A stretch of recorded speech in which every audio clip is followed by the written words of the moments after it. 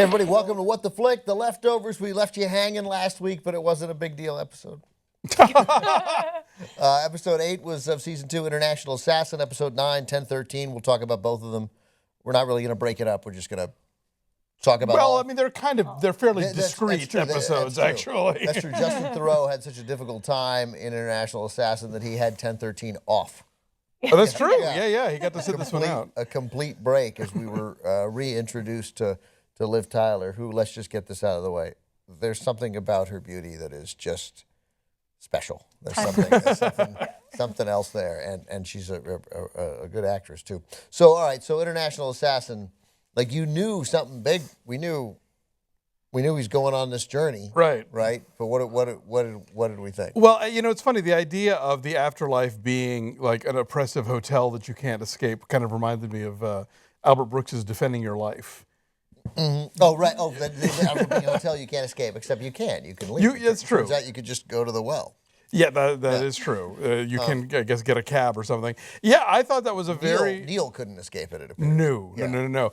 Very cool episode, I thought. I mean, just the whole notion of that weird sort of purgatory thing. And I meant to Google this, but is it the Lethe? Is that the river in the afterlife that when you drink from it, you forget everything? The Styx? Well, the Styx is the river that you cross to get to Hades. But there's also the Lethe, I think, that takes your memories away.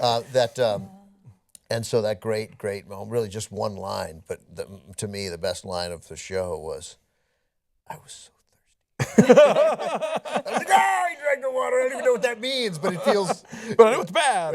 I know it's bad. So... significantly, right, we've now, and then we saw the girls, so in the next episode, yes. But in this episode, we learned that there is a supernatural component at play here. Like, so, I mean, in a sense, I now would believe that Laurie's definition of Kevin's, difficult psychology was not correct.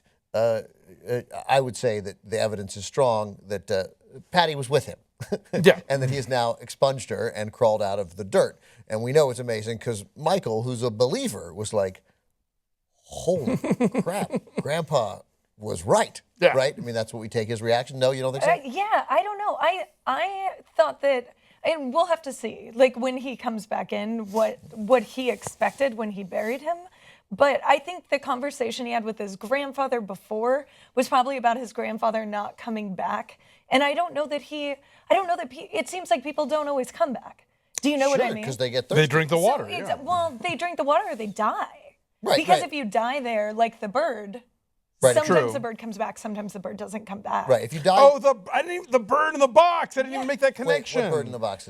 Remember the whole thing, Regina King, about burying the bird, the bird in the lobby of the hotel. Right, I didn't even make that good one. Right. Yeah. So Yes. I don't know. I think yes, I think there's a really good chance that that's what it is, or I think it definitely proves that whatever this psychological element is, like, exists. I don't think him physically coming out of the dirt really can't be physically related to him going into the well. If you think of it, like he was buried by someone in the real world. Right, but there's some. I'm saying I don't pretend to understand it. There's no way I understand it. I miss stuff all the time. I'm just saying, otherworldly factors are at play. He didn't the poison didn't wear off, and he climbed his way out of the dirt. When the guy ties the rope around his neck, I thought, oh wait, are we going to loop back to this is where the cinder block came from or something? Yes. When he's bringing young Patty to the well, and they get to the bridge, and that guy tied puts it. Yeah.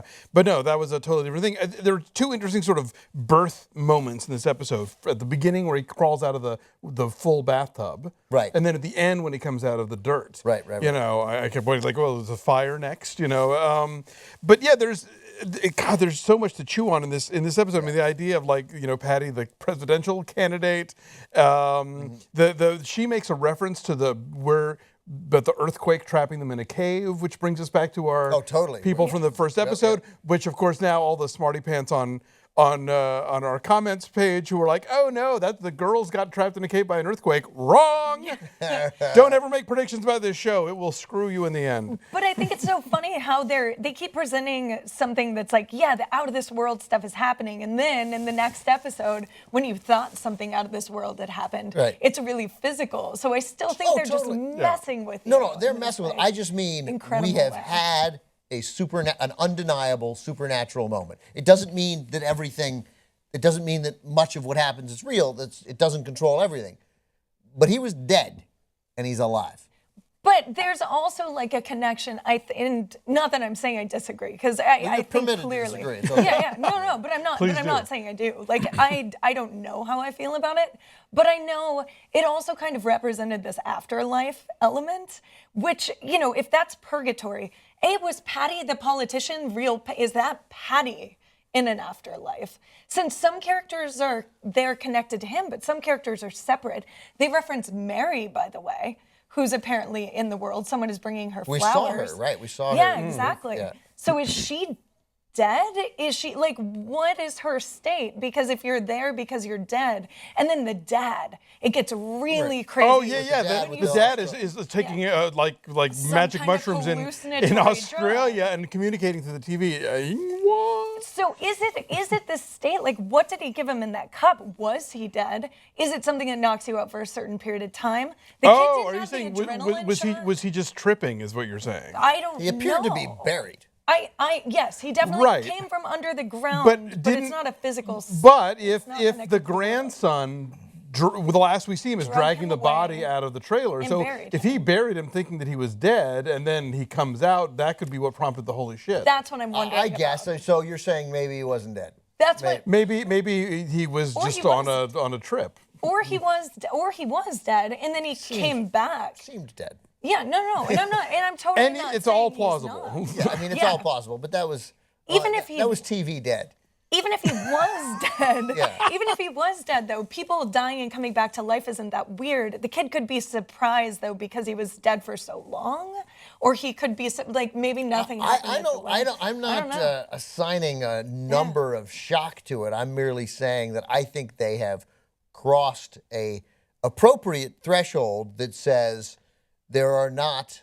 Well, we know there aren't simple answers, but there probably aren't scientific, real-world answers for these things. As long as it has an internal logic to it, that's what matters. Yeah. I don't blame them. I got no beef with anything that happened. I mean, I thought the episode was thrilling and puzzling and weird, and the sort of the imposter Patty, which was I loved, sort of because it was like a callback to Dave. Oh, right. Well, and I was also thinking about just the notion of all the people that Kevin encounters in the afterlife are either people that he had some firsthand knowledge of, like Holy Wayne, like that other lady in the Holy Remnants, or people that he maybe knew about and just assigned a face to, like Neil. But that's it's so strange to me, because are they alive? Or most of them are dead. Right. Oh, I'm just saying. I'm backing up your totally. LSD trip theory here, basically. Well, it's not even a theory. You're speculating. It might be. Yeah. I hear you. I think both readings have value. Yeah. And the show's hasn't made a definite which it might be. We had two shocking moments. Even though you're in this other world, I'm sorry, Michelle, but you got these he killed in purgatory 2 people begging not to be killed. I'm Gladys O'Dell from Schenectady or whatever the hell her name was. Oh, right. Right? And then, boom, goodbye, Patty. Shoots her in the head and then realizes moments later, oh, it was Gladys O'Dell from Schenectady. Inside that world, at least it was, right? And then the kid, Was it Gladys, or was that Patty in Patty's world? I don't know, but I think in his mind, in his thing, he, as far as he knows, when he went to the hotel and finds out Patty's in there, he's got to be like, oh, I just killed Gladys O'Dell from Schenectady. And then, when he realized the little girl who he saved early on. And then he pushes the girl in as the girl. Yeah. She's like, she's just a little girl, and she's nice and she's sweet, and he kills her. So, but is purgatory, I guess my question is purgatory a place where everyone goes to their own in this sense? Like, are the characters there only there for him? But then Virgil and his father seem to disprove or prove. Well, I know what you're saying. In other words, like, is purgatory like a dream that you're having, or is it a place that you go to that you aren't necessarily in control of? And are those other characters there also in purgatory, or are they just created by your mind? Right. In which case, Right. Is Neil really drinking in the lobby and letting the daughter kill herself 150 times, or is he just that's part of Kevin's purgatorial experience? That's what I was wondering, because like Virgil presents one side of that, but then I think, the hugging guy, like, why is the guy who hugs there? Wayne. Like, what Holy are the Wayne. Wayne? Why is Holy Wayne there? Right. How are these people related? Yeah, it's really interesting. It's Yeah, great. I didn't know, but I liked the prisoner of Zenda moment, and I don't know, I thought it was cool. I mean, obviously the episode was incredibly cool, and we knew it seemed unlikely that it was the end of Justin Thoreau. No, obviously, yeah. And it wasn't. And then at the end of this last episode, we get just a more. I mean, I don't know. I was sitting there speculating. Ooh, what's going to be when he opens the trailer door? What's it? I did not think it was that. Going to be Evie, yeah. No, that was a shocker. Now, and I'll tell you, so we've talked about in Homeland the idea that you have to retrofit the Miranda Otto character, someone who's been there all along, even though we've never seen her before. Right. This episode, we have this notion that Jardin has been there all along. We just didn't talk about it last season. So we now find out that Meg and her fiance visited. Yep. Not long. In that span before she became a guilty remnant. Ed Burns' younger brother. Oh, is he really? I don't know. He looks like so him. much like Ed Yeah, Burns. it is jarring. I kept thinking, oh no, it's not. Yeah. Totally. Good call. Have we met him before this episode? Yeah, he was in the first season trying to, get Meg back. And, remember in the beginning she was. They're like having an awkward dinner together when we first meet her. Right. I think. Yeah. Got it. So we find out that she's been searching for answers, and obviously Palm Print guy is a valid psychic if he knew about the walnuts. Yeah. What a great guy to not care. Like, you can insult him. You can be like, you're full of crap. He's like, yeah, no. She was asked not to salad back without walnuts. Okay, now. Like there's just no bitterness. There's no, you can't get him, you can't insult him. You can't get his, you can't make him defensive. Like, he is literally only there to help people. So that is a rare, pure character, it seems. And I feel like he's one of the characters that you can categorize, and there are a few people who seem to really know things that exist outside that unquestionably, that is a supernatural element that you cannot question That's true. in the show. They aren't playing with you on that one. I mean, I think they're playing with you that they present it. Right. So, and we don't, of course, the big mystery is then what did he tell her? Because I think it was probably something super mundane. Yeah. I think it's like you said, when people are on their deathbed, they have time to prepare this thing. But if somebody dies suddenly, it was probably just some mundane thing about shoes or this thing that I bought or whatever. And I think, again, that the lack of a big closing statement from her mother before dying taps into this notion of the randomness and chaotic nature of death on this show. And so I think, and that's what we find that leads people to want answers, because there's no big explaining factor behind the disappearances, behind the events of October 14th. And I was thinking about it, again, I've mentioned before that I watch the credits every week because I really like that Irish Cement song. Oh, does it go over the credits too? I don't. On the opening credits. Oh, the opening credits, yeah. Okay. And the opening credits, and it's always a different one on the closing credits. And then, but it was something that I thought about in terms of the way that the song is about this notion that none of us really knows if there's an afterlife, what happens to us after we die, do we come back, do we not?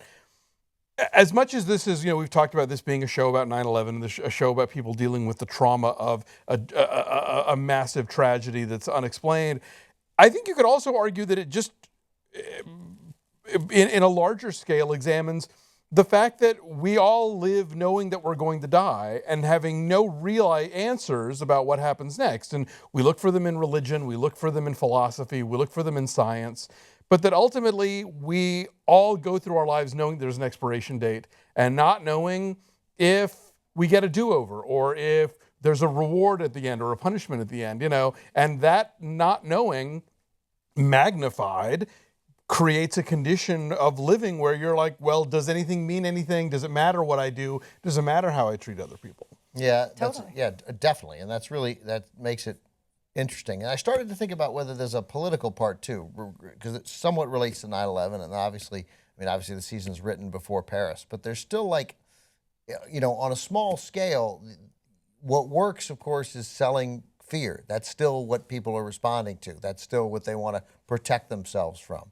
The people who want to hug it out they're still fringy lefty outsiders. And what works, the strong men are They've got answers. Is the ones who has answers, which is, we're gonna close the borders, we're gonna keep them out, we're gonna arm everybody. Okay, you feel better? You feel better? Well, and I think we're about to be dealing with terrorism. I mean, I think whatever is about to happen. What the remnant or what Meg's branch of the remnants. So let me ask you guys this, because somebody sent me a tweet that said that so are they going to hang from the bridge? Because now what is that a callback to?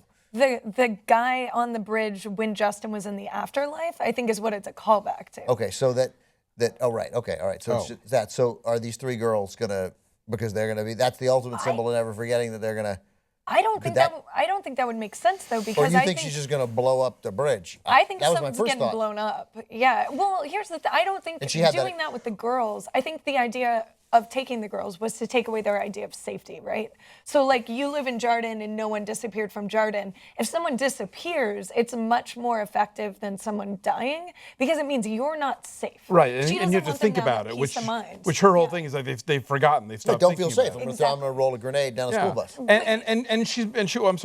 She mentions the whole thing. She mentions twice the notion of that Jarden is the town, Miracle is the park that's there to protect it. Right. So I think I think you're right that she probably wants to blur the line, either whether it's blowing up the bridge, tearing down the walls, whatever that keeps Jarden from being safe. And then yes, symbolically, the taking the girls away is a way to make these people who've cushioned themselves from the reality of October 14th to know what it's like to have that But fear. the girls, I bet they're letting people in. The girls aren't they weren't taken. I mean, they were clearly guilty remnants because they're riding on the pads and wearing white. We don't know how they got there, though. We don't know if they went to them. We don't know if she. Oh, was it planned or they didn't drive off really looking like guilty remnants? Yeah.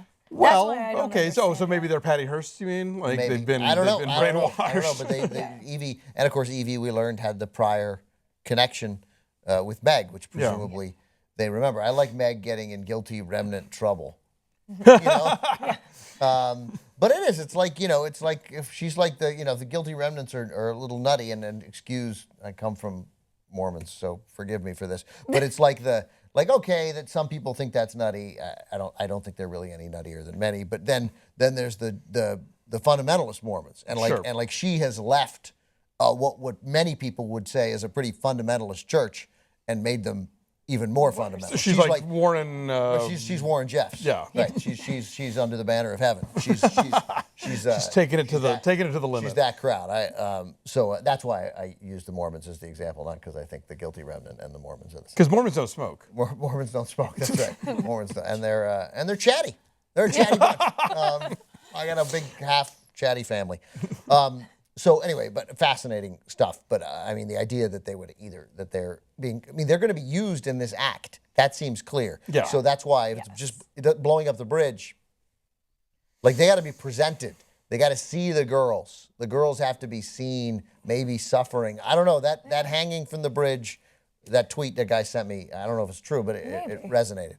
It could be, but I feel like letting people into the city, though, that crowd of people in to like destroy the city, essentially seems like yes, serious possibility. That could be that too. Yeah. Now, but she does know that guy's the real deal, which means maybe she does think the city's the real deal. Yeah. The Meg. Maybe it is because they didn't vanish. The Meg and Matt scene we should talk about. That's a great scene because that Matt is smart.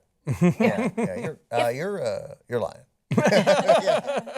If she didn't think it was real, I don't think she would have taken the girls, or I don't think the girls would be where they are. If she didn't think it was real. I think she does think it's real.